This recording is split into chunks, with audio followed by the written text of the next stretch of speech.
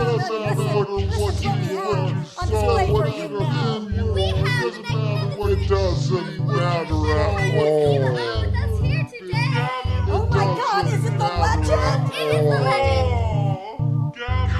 Come and listen to what we have on display for you now. Listen to what we have. The magnificent, most wondrous vampiress Eva O with us here today. Oh my, is it the legend? It is the legend.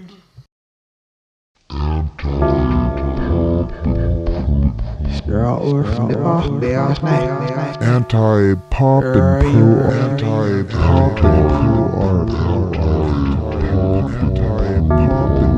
art. Welcome to What's Upon a Time. Greetings. We are on episode 2, Once Upon a Time. Last episode we talked about baby childhood, when I was 2 years old and the times I went through as a child. The things that I think most people go through when you're thrown in a batch of strangers and that have no rules or boundaries yet. There's going to be bad things that happen. I think I ended at around 3rd grade, 8 years old. Once upon a time, this little girl grew up, entered 3rd grade, and had a big imagination, very shy, didn't have any friends yet. She had just moved into a new neighborhood. By luck, her father, who wasn't supposed to be gambling, again, she was brought up in Las Vegas, Nevada. Her father had a little bit of an alcohol problem and gambling, and he wasn't supposed to be gambling. Her parents got in a big fight about this, and he was not to gamble ever again. And he did. He gambled his money on Keno, and he won. And he couldn't hide it. He couldn't say anything except, yeah, I won. So he got enough money to buy a brand new home. It had to be accepted that he did gamble that day, but he did stop after that. We moved to a new neighborhood. It was pretty close to North Las Vegas. And there was a school probably about 5-6 blocks away, crossing the main street. In school they were offering guitar lessons. She wanted to take guitar lessons, so she asked her mother and father if she could do that, if they can get her guitar. And her father surprised her with an acoustic guitar. Nothing special or fancy. I couldn't tell you what kind it was because it never has mattered. I get a guitar and that's it. I've had 3 guitars my whole life. Well, 4. 2 of which broke. One, my Iceman, that I still have. And I have this acoustic guitar that a dear friend of mine got me. I have my angel guitar, which was a gift, and I will never ever depart from that one. I've tried a couple times, but chickened out, and my friends chickened out for me too. He's like, dude, you're going to sell it, we'll help you out, we just don't sell that. So she started taking guitar lessons, acoustic guitar lessons at school, in elementary school, and it was real exciting to her. But the guitar was very heavy, and for a little kid, to me I could do that any day, but as a little kid, no.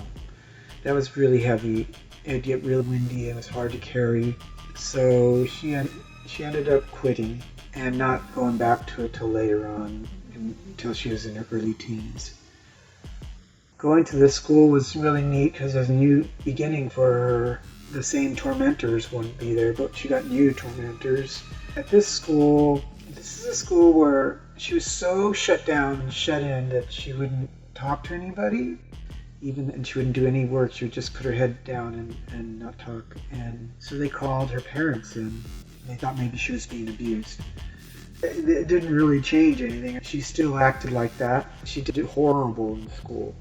There was a little boy that actually befriended her. He happened to live across the street from her. And so he started walking with her to school, back and forth. And she still got taunted a lot because of the way she walked and stuff. And one day she was walking home with her buddy. She was walking home and she she looked ahead and she saw some kids at the corner that was coming up. And thought nothing of it, thought they were just going to make fun of her as usual. Her and her little friend got jumped, and they just started throwing sand in their eyes and kicking them and throwing things at them. They both ran off.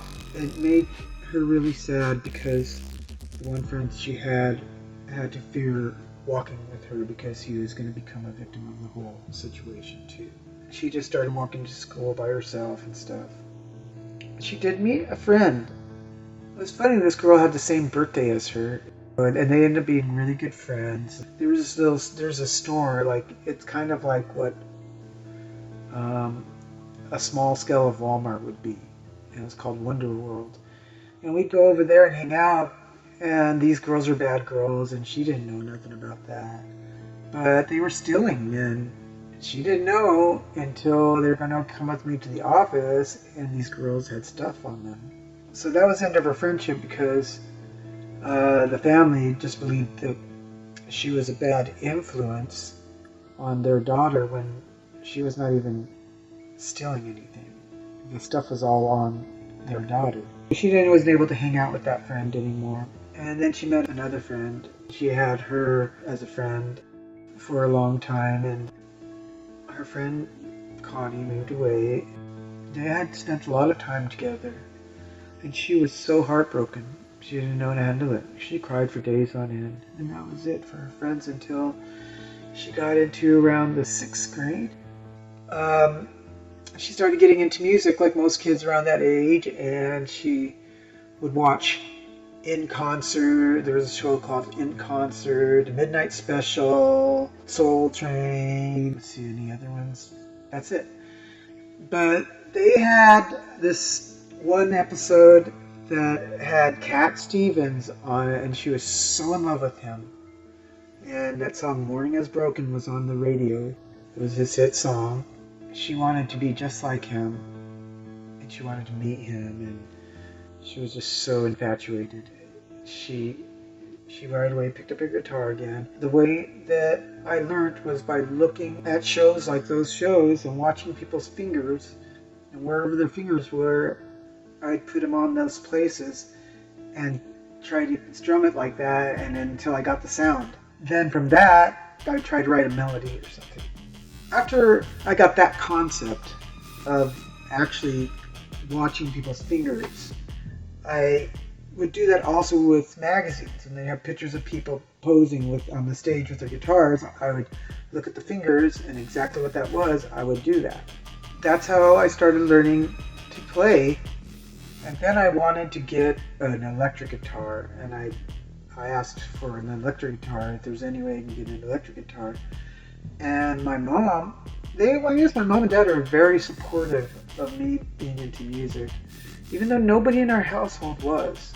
I think my mom said she used to sing in a choir at school and stuff, but other than that, nobody had any kind of musical inclination.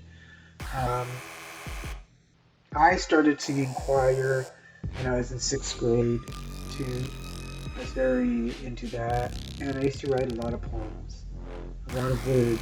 So now that I was able to get some little melodies going, I thought, hey, I could put these to that and make a song or whatever. And so we're talking around 12 years old or something. I used to read Cream magazine and Circus magazine, but Cream was my favorite, and that's where I discovered the band The Runaways. And I was so angry. I was angry and jealous because I wanted to be the first girl rock band. I thought, nobody's doing that. And I was in Las Vegas. I wasn't exposed to what was going on a few hundred miles away in Los Angeles. So when I found out about the Runaways, I was really jealous of them, and I ran out and bought the record. And I was just so jealous and in love with them at the same time. My goal was to get to LA to meet them before they disappeared. I eventually got my mom to buy me an electric guitar. We went to a hop shop, and we got one for $29. It was just a cheap piece of wood with some pickups, but it worked. And I could plug it into my stereo and play that way because I didn't have an amp. And I learned bar chords from looking at all these pictures of people playing, and then once I figured out the bar chord, I was on. I was ready to go. I was still infatuated with Cat Stevens, but I also was infatuated with Jimi Hendrix, Jimmy Page, Tony Iommi, Deep Purple, Black Sabbath, Led Zeppelin, Rush. And then I loved all the progressive bands like Emerson, Lake and Palmer, and Pink Floyd, and King Crimson, and I loved Eno, Robert Fripp, and Brian Eno. Brian Fripp. Anyways, and those were like great days because I was learning sounds and types of musics. They were out there. Dr. Demento had all this weird stuff, and yeah, there's a lot of cool things going on back then. I just kept trying, and I got to go to my first concert. I wanted to go and see Cheech and Chong, and I convinced my father to take me to see Cheech and Chong. And the band that was opening was Sly and the Family Stone. So that was a really cool concert. I was never seen anything so obnoxious though. Cheech comes out and he spit on everybody. Was it Chong that did that? It's probably Cheech. He came out and spit on the whole audience. You know, he's acting like he was some punk kid. And they were smoking pot, and I was all embarrassed because my dad was there, and not knowing that my dad smoked pot. But it was interesting. It was I think we saw this at the Aladdin Hotel. Or was it Sahara Hotel? One of those places. It was awesome. It was good. I just kept trying, and I kept dreaming of going to New York. That was my goals. I'm going to go to New York. And the funny thing is the way I used to find records is I'd go to record stores. Oh, I know that nowadays people don't know what record stores are. I'd go to record stores, and I would just look through, and try to find like any interesting covers. Covers is a big thing. If the covers were cool, most likely music would be cool. So that's how I found Susie and the Banshees. Never heard of them before, but their cover, the screen, looked really cool to me, so I bought that. And Richard Hell and the Voyoids, oh my gosh, I loved that. That was really cool. I found that just by looking at the cover. I thought that guy looked really cool. And let's see, what else? Elvis Costello, I remember found his record that way. But I still loved Cat Stevens, but his career was ending. He was walking away from that lifestyle at this point. He had his I think one of his last records was Is It So, and it was really sad. It felt like to me that he was really sad. I was just getting so into music. My home life was pretty crazy. I mean, there was really no boundaries or limitations. My family, my mom worked at night.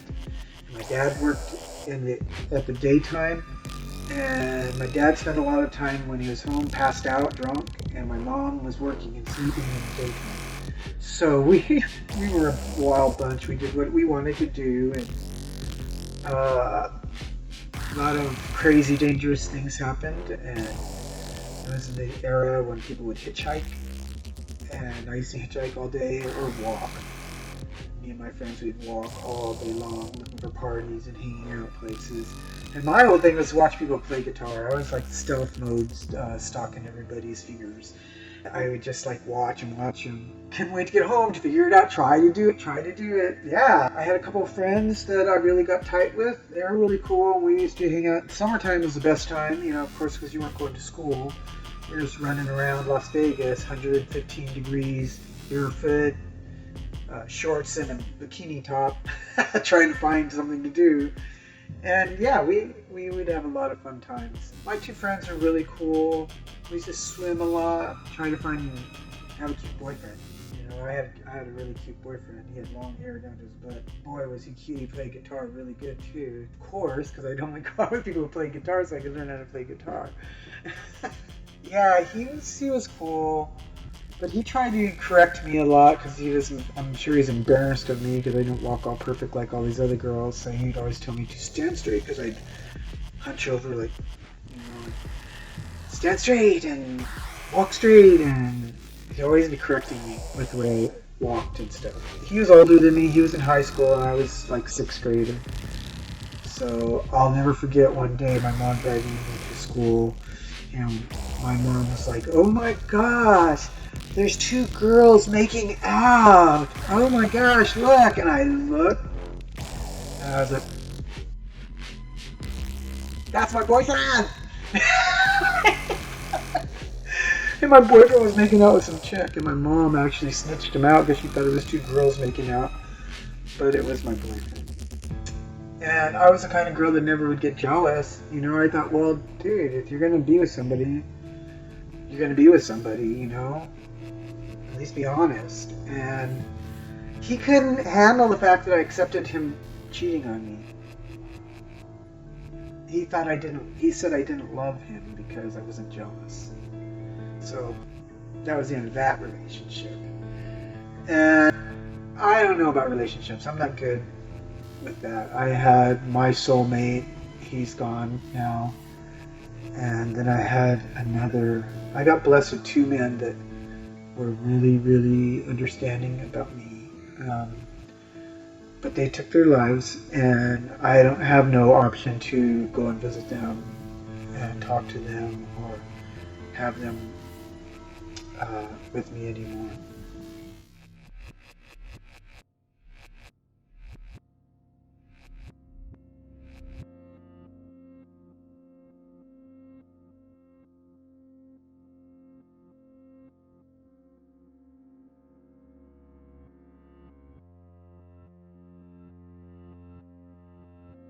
I was 12 or whatever, 11, 12. I didn't have any people really looking after me, so we'd take off and do stuff. And we'd find stuff to do. And in Las Vegas in those days, and I'm sure in other states they had this going on too, because everybody copies, but we'd have drag races. And so in those days, Fremont Street was a street that went 2 ways. And you go straight down, and when you get to the horseshoe, you go through their valet area and turn around. And then you go down, Fremont Street is like a loop. Everybody cruise it, and then at one point somebody would say where that was going to be the meet. And we meet out in the middle of the desert somewhere, and that's where they'd have the drag races. And people would drag race, and then they'd set up like generators and bands would play, and that's would go on until they'd see the police. And when they'd see the police start coming down, everybody would the rule is you just jump into whatever car you can get. Just jump into the car and get out of there. And everybody has to go different directions, and then the cops can't catch nobody. And so that's how you'd find your party too. You'd end up jumping in a car, and then you'd go, okay, there's the next place, or go wherever you'd figure out what you're gonna do from there. That was kind of just like when we used to hitchhike. I'd hitchhike by myself. I'd hitchhike with friends. We'd hitchhike and do a lot of things. We'd always find neat parties that way. Just really weird, strange places. And so I had a pretty wild life when I was a kid. I used to take just because everybody was taking stuff, I would take mescaline and acid and I would just get in whatever everybody was doing because I was a little kid and I thought, well, that's what they're doing. And there's a few times I thought I was going to die, and they would just drop me off at home. So, I guess things happened. I was just probably clueless because I was so young. Wild west of Las Vegas. What ended up happening was I wasn't into the typical stuff, so I didn't fit in well. I think that's what it really was I wasn't into what other people were into, so I didn't fit in well. I was kind of like outcast because I was more creative, and that's it, than living on the outside and partying and doing that. I was more creative, and really my main reason for going out is to learn about music more and to try to start a band or something. By the time I got into 7th grade, I wanted to quit school because there's too much fighting. I just couldn't take it anymore. Walking in and people making fun of me and scooting their desks away from me. Man, it happened all my life. And I was in 6th grade, and then it started because I was developing. I started getting sexually harassed all the time, on top of the B makeup. And so, yeah, I remember this, when I finally had it one time, this guy, he touched my butt, and I went crazy. I went psychotic. All I remember is my mind shut off and everything turned black. And the next thing you know, I wake up, I'm on top of some guy pounding him in his face, and the teachers are pulling me off, and in there, I look around, there's nobody in the room, just me, some teachers from the office, the principal, and the kid. I remember running out of the classroom, because he took off, he ran fast, and took off. So I left because the dean was chasing me down, and I remember just screaming how I hate everybody in the park. And he says, you're going to deal with people sometime in your life, and I go, too bad, I don't have to deal with them now, and I left. And I went home. I told my mom I didn't want to go to school. It started getting to the point where, because one time I was in PE, and this little chola chick came up to me and said, up into my face, you know, and she was all like up in my face and stuff, and so I started fighting with her, and we were like, then I found out she was like the sister of like these cholas in high school, and so then I turned to the point where I try to walk home and they'd all jump me, you know, in the park, and so at that point I didn't want to go to school no more, and I quit. I quit because I was not doing well anyways. My grades were at 3rd grade level, and I'm just not, all I was doing at school was fighting, protecting myself, or protecting somebody else, and trying to get home. That's all I was doing. Oh, sometimes I'd ditch school if I could. Because the crazy thing is at our school, when you walk outside, there was a bus that pulled up out on the outside of the school and went straight to Circus Hotel. So I'd take a bus there and just hang out and act like I was a tourist kid. And just hang out there all day until the bus would go back, and then I'd go back home. And so I ended up quitting school and begging my parents to take me, to let me go to hairdressing school. And we will talk about that next time. Anyways, will you have a blessed day, and thank you for supporting me and watching my series. And I'm going to try to be a little more consistent with what I'm doing, and maybe once a week we will try to put one out. But we're going to have to give this one 2 weeks because I'm going to have to video another one, and then I'll have a one to back up that one, and then I could keep it going. But thank you so much. Please comment and hit the like. That's very important nowadays, especially that they're changing things and stuff. Because if you don't hit the like and you don't comment, they don't see no interaction, and they feel that nobody supports this, so they won't put it out there. So the more interaction I have within my channel, the more the community interacts, the more they know that this is alive and it's happening. Anyways, thank you so much. I will see you again soon. Have a blessed day.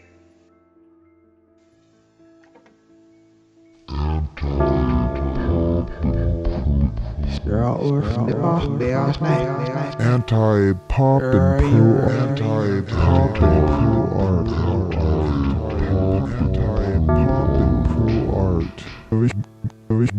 Hi, horse.